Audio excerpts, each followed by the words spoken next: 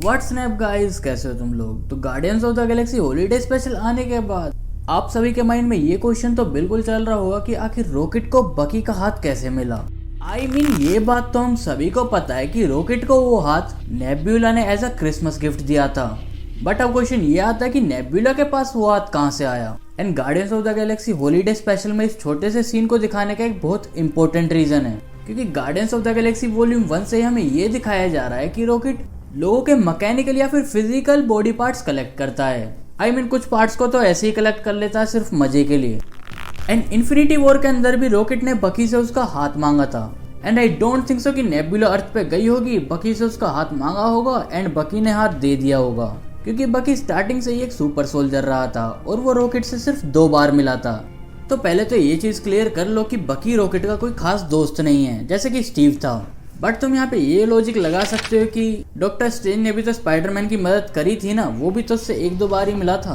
But बकी काफी ज्यादा मेटेरियलिस्टिक एंड सेंटिमेंटल इंसान है, क्योंकि जब सैम ने कैप्टन अमेरिका की शील्ड जॉन वॉकर को दे दी थी तब भी बकी यही बोल रहा था कि स्टीव ने वो शील्ड तुम्हें दी थी तो तुमने उसे क्यों दी। तो पहले तो ये क्लियर कर लो कि ये आर्म कौन सा है, मतलब कि ये हाथ है कौन सा।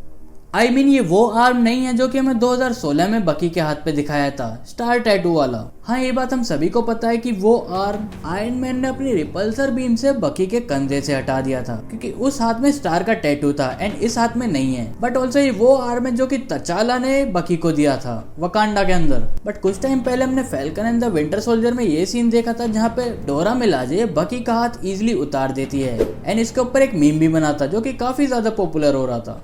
आई नो कि अभी तक ये क्लियर नहीं हुआ कि बकी का हाथ नेबुला के पास कहां से आया।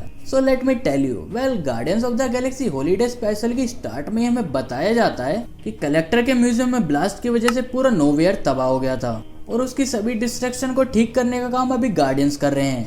बेसिकली वो लोगों की हेल्प कर रहे हैं। And it is quite possible कि कलेक्टर को बकी के आर्म के बारे में पता पड़ गया हो एंड देन वो अर्थ पे जाके उस आर्म को लेके आ गया हो, या फिर ये भी हो सकता है कि कलेक्टर ने किसी को अर्थ पे भेज दिया हो ताकि वो उस आर्म को कलेक्ट कर सके। एंड देन फिर उसके बाद नेबुला ने कलेक्टर के म्यूजियम से वो आर्म लेकर रॉकेट को दे दिया हो। या फिर एक सिंपल सी थ्योरी अज्यूम कर लो कि नेबुला अर्थ पे गई एंड उसने बकी से उसका हाथ मांगा और बकी ने हाथ दे दिया, जिसके 90% चांसेस है कि ऐसा नहीं हुआ होगा, क्योंकि अगर ऐसा होता तो बकी फिर धोएगा कैसे। एंड एक और पॉसिबिलिटी ये भी हो सकती है जो हैंड आयरन मैन ने हटाया था अब वो स्टार्क टेक के पास होगा, स्टार्क इंडस्ट्री में। एंड हो सकता है कि वहाँ कलेक्टर ने किसी को भेजा हो और उस हाथ को नोवेयर में मंगा लिया हो।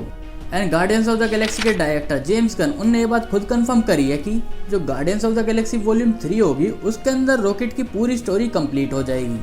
एंड रेक्स का रोल प्ले कर रहे एक्टर ड्वेन बटिस्टा ने ये बात खुद कंफर्म करी है कि अब वो आगे और इस कैरेक्टर को प्ले नहीं करना चाहते।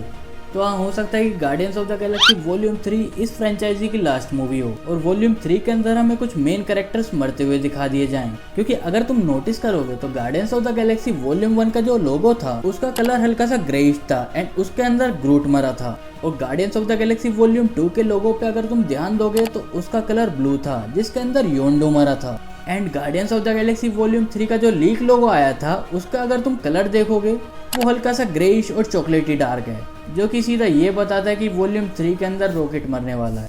बट अगर मैं अपने ओपिनियन बताऊं ना तो सच में रॉकेट, स्टार लॉर्ड और ग्रूट को छोड़ के कोई भी जाए मुझे फर्क नहीं पड़ता। तो alright guys, I hope so अब आपको ये बात समझ में आ गई होगी कि रॉकेट के पास बकी का हाथ कैसे आया। एंड आप अपने ओपिनियंस भी मुझे कमेंट्स में बता सकते हैं कि आप क्या सोचते हैं इस बारे में। बाकी मैं मिलूंगा आपसे अगली वीडियो में किसी और ऑसम टॉपिक के साथ। एंड अगर आपको ये जानना है कि एमसीयू का नेक्स्ट मेन विलन कौन होगा तो ये वाली वीडियो देख लो। बाकी मैं मिलूंगा तुमसे अगली वीडियो में किसी और ऑसम टॉपिक के साथ। तब तक के लिए bye bye, take care, sayonara.